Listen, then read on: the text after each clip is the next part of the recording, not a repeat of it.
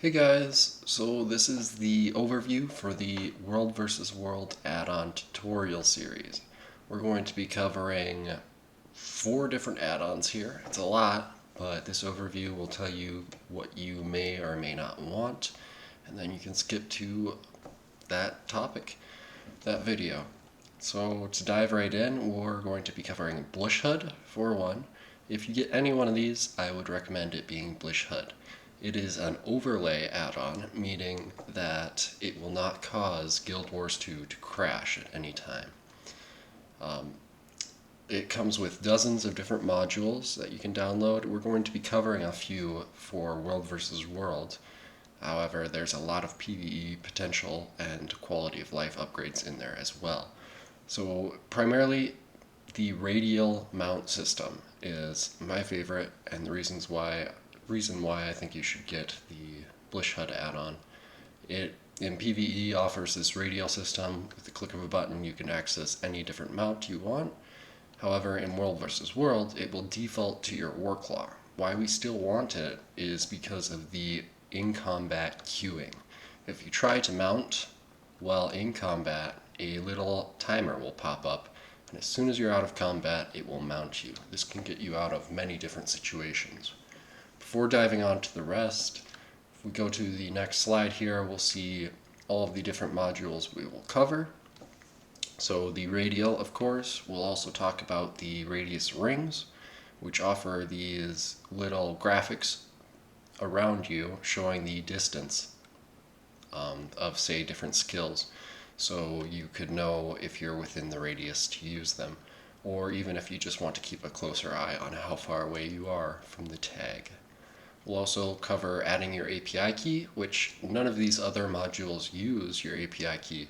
However, it adds more functionality for things like item search, which is a very handy module to have. It basically allows you to search through all of your characters and inventories for any specific item, say an ascended ring you're looking for. We'll also cover the Inquest chipset, which allows you to bind a dodge jump. Instead of just dodging, you can use this. It allows you to get a little bit further, and according to ArenaNet's policies, the dodge jump is an allowed macro in any game setting, including PvP and World vs. World. We'll also cover the World vs. World pathing module. I forget the correct name, but it allows you to see these little markers for ideal places to place siege, as well as it offers some tips on those locations as well. Onward, we will be covering Arc DPS, which allows you to monitor different statistics. I'm sure you've heard other people talk about this, using it.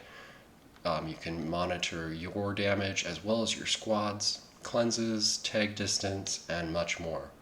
Through Arc DPS, we'll be getting the Boon Table extension, add-on to the Arc DPS itself. This just beautifies the Boon Table, giving different icons, pictures for it. This allows you to see the uptime of different boons, sigils, or even class-specific items. We'll also be getting the Healing Stats extension for Arc DPS. This allows you to see your own healing as well as others, and share your healing with other players as well. If you're a healer, I highly recommend you to get this. It's a very simple download to get once you get Arc DPS. We'll be covering that.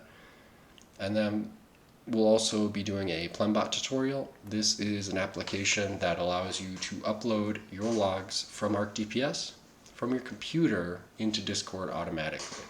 You just run it in the background, and all of your logs will be put onto Discord.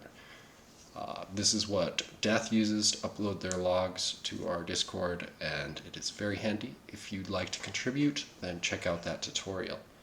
Finally, we'll be doing an auto hotkeys tutorial. This basically runs a script in the background of your computer. The primary reason I wanted to cover this was to disable the Windows key.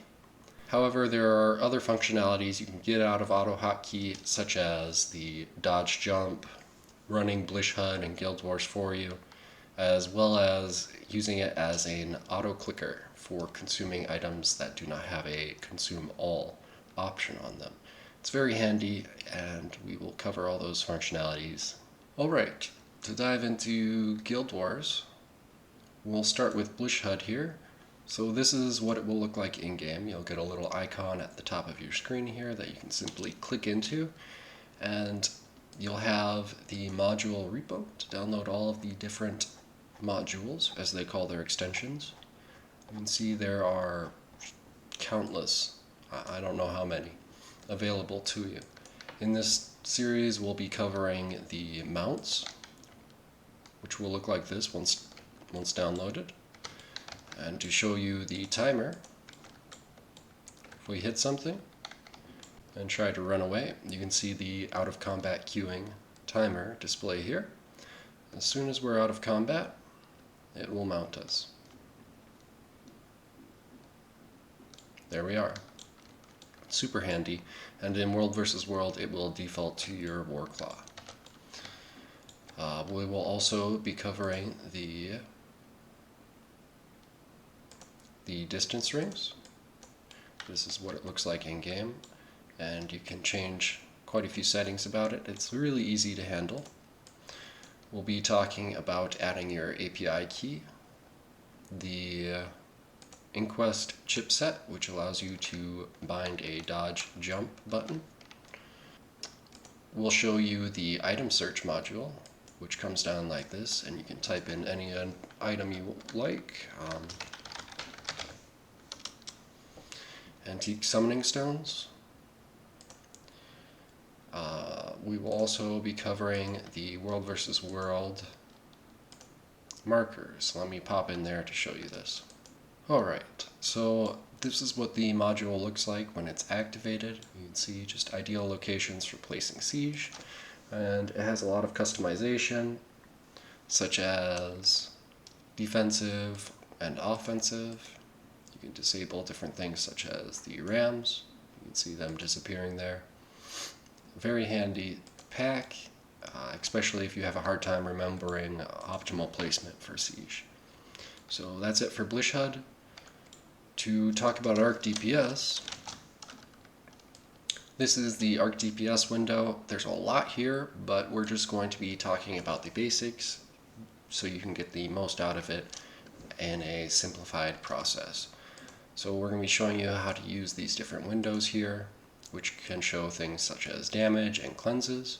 There's a lot of different options it can show here that are very handy. We'll check them out during the tutorial. We'll also be covering the metrics and self stats. These require no setup, but they are an easy way to check not only how you're doing in squad, but your connection to the server, and see your frames per second, your ping, as well as this R value, which is basically your connection to the Guild Wars 2 server. If this drops into the red, then it is a good indication that an enemy Zerg is nearby. This will result in skill lag. We'll also be covering the boon table, and this is the add-ons version. You can see that we have the beautified images here. This can show you many different things, your boon uptime, as well as different class-specific items and weapon sigils. This is very handy not only for support builds who are trying to tell if their squad has 100% uptime on what they're trying to provide, say protection or regeneration, but also for DPS classes that want to know if they are making maximum use of all of their perks, such as the Necromancer's Soul Barbs, offering 10% additional damage when they enter or exit Reaper Shroud. This of course shows your own uptime as well as your individual party mates, and it can total all of your sub-parties' uptime at the bottom. Very handy. We will also be covering the auto hotkeys script. This is what it will look like-ish when you're done. It looks very complicated, but you need no programming knowledge to get into this. This is primarily all you need for disabling the Windows key. You'll download the application, create a file, and copy and paste this simple line in. This will disable the Windows hotkey. From there, I'll show you how to send the Windows hotkey to another location in case you still want that. You can put a dodge jump, launch applications, and much more. So we'll dive into that in that video. I believe that's everything I wanted to cover. Thank you.